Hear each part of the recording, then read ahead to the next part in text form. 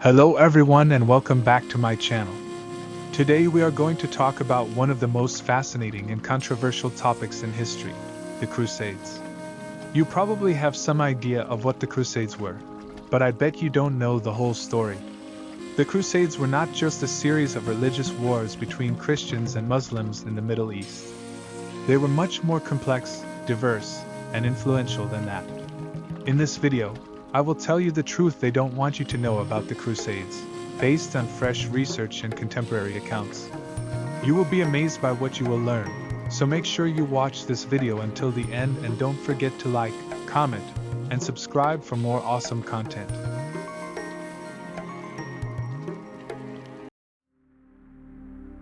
The Crusades are often portrayed as a black and white conflict between good and evil, where the Christian crusaders were either noble heroes fighting for their faith or bloodthirsty fanatics slaughtering innocent people. But the reality is much more nuanced and complicated than that. The Crusades were not a single event, but a series of campaigns that spanned over 2 centuries, from 1096 to 1291. They involved people from different regions, cultures, and backgrounds, who had different motives, goals, and experiences. They also had different outcomes and impacts on both sides of the conflict, as well as on the rest of the world. So what were the Crusades exactly? Well, according to Britannica.com, the Crusades were a series of religious wars initiated and sometimes conducted by the Roman Catholic Church in the medieval period. The main objective of the Crusaders was to reclaim the Holy Land from Islamic rulers, who had conquered it in the 7th century. The Holy Land was considered sacred by both Christians and Muslims, as it was the birthplace of Jesus Christ and Muhammad, as well as the site of many holy places and relics. The Crusaders believed that they were doing God's will by fighting for their faith and freeing their fellow Christians from oppression. But why did they start in the first place? Well, there are many factors that contributed to the outbreak of the Crusades. But one of the main triggers was a request for help from Byzantine Emperor Alexios I Komnenos in 1095. The Byzantine Empire was under attack by Turkish invaders who had taken over most of Anatolia and threatened Constantinople, the capital of Eastern Christianity. Alexios asked Pope Urban II to send him some troops to defend his empire and restore his authority. Pope Urban II saw this as an opportunity to unite Western Christendom under his leadership and to launch a holy war against Islam. He called for a crusade at the Council of Clermont in France, where he delivered a famous speech that inspired thousands of people to take up arms. But who joined them? Well, contrary to popular belief, not all crusaders were knights or nobles. In fact, most of them were peasants or commoners who had little or no military experience. They came from different countries such as France, Germany, England, Italy, Spain, and even Scandinavia. They also had different reasons for joining, such as religious zeal, adventure, glory, wealth, or escape from poverty or oppression. Some of them were genuine pilgrims who wanted to visit Jerusalem and other holy sites. Some of them were criminals who hoped to earn forgiveness for their sins or avoid punishment for their crimes. Some of them were even women or children who followed their husbands or fathers. But how did they go? Well, traveling to the Holy Land was not easy or cheap. It required a lot of preparation, money, and courage. The Crusaders had to cross thousands of miles of land and sea, facing many dangers and hardships along the way. They had to deal with hostile locals, bandits, diseases, hunger, thirst, and exhaustion. They also had to face the formidable Muslim armies, who were well-trained, well-equipped, and well-led. The Crusaders often suffered heavy losses and setbacks in their battles and sieges. Many of them never reached their destination or returned home. Some of them even turned against each other or their allies.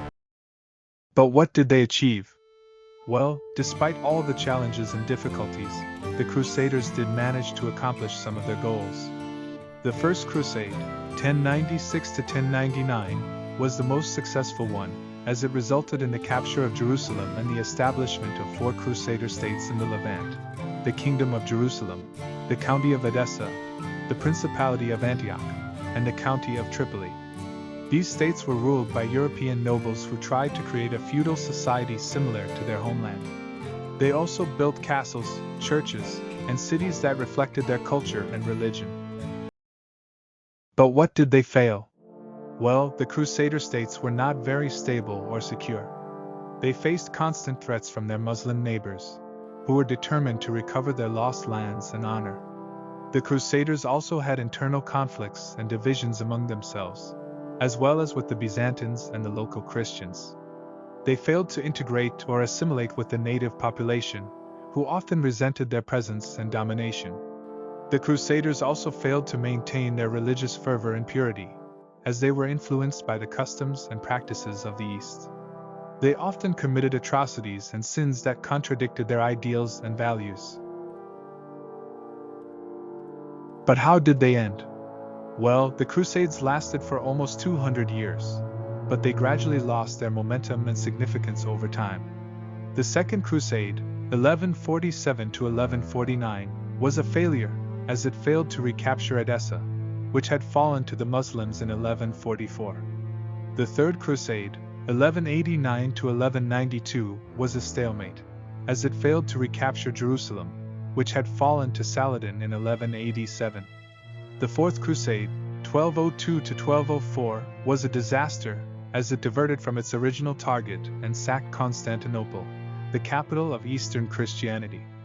The Fifth Crusade, 1217 to 1221, was a fiasco, as it wasted its resources on attacking Egypt instead of Palestine. The Sixth Crusade, 1228 to 1229, was a compromise, as it negotiated a treaty with the Muslims that granted some access to Jerusalem but not full control. The Seventh Crusade, 1248 to 1254, was a catastrophe, as it ended with the capture of King Louis IX of France by the Mamluks in Egypt. The Eighth Crusade, 1270, was a tragedy, as it ended with the death of King Louis IX in Tunisia. The Ninth Crusade, 1271 to 1272, was a joke, as it consisted of only a few hundred knights who achieved nothing. But what did they change? Well, despite their failures and shortcomings, the Crusades had a profound impact on both Europe and the Middle East. They stimulated trade and commerce between the two regions, as well as cultural exchange and learning. They introduced new products, technologies, ideas, and art forms that enriched both civilizations. They also fostered a sense of identity and unity among both Christians and Muslims, as well as a sense of rivalry and competition. They also sparked a spirit of exploration and discovery that led to further expansion and colonization by Europeans in other parts of the world. So there you have it, the truth they don't want you to know about the Crusades. The Crusades were not just a simple or straightforward story of good versus evil. They were a complex and diverse phenomenon that involved many people, factors, events, and consequences. They were not just a thing of the past either. They still have relevance and influence today, as they shape our perceptions and attitudes towards each other. They also raise important questions about faith, violence, tolerance, and coexistence that we still need to address. I hope you enjoyed this video and learned something new. If you did, please give it a thumbs up and share it with your friends and hit that subscribe button to stay tuned for our next enthralling episode.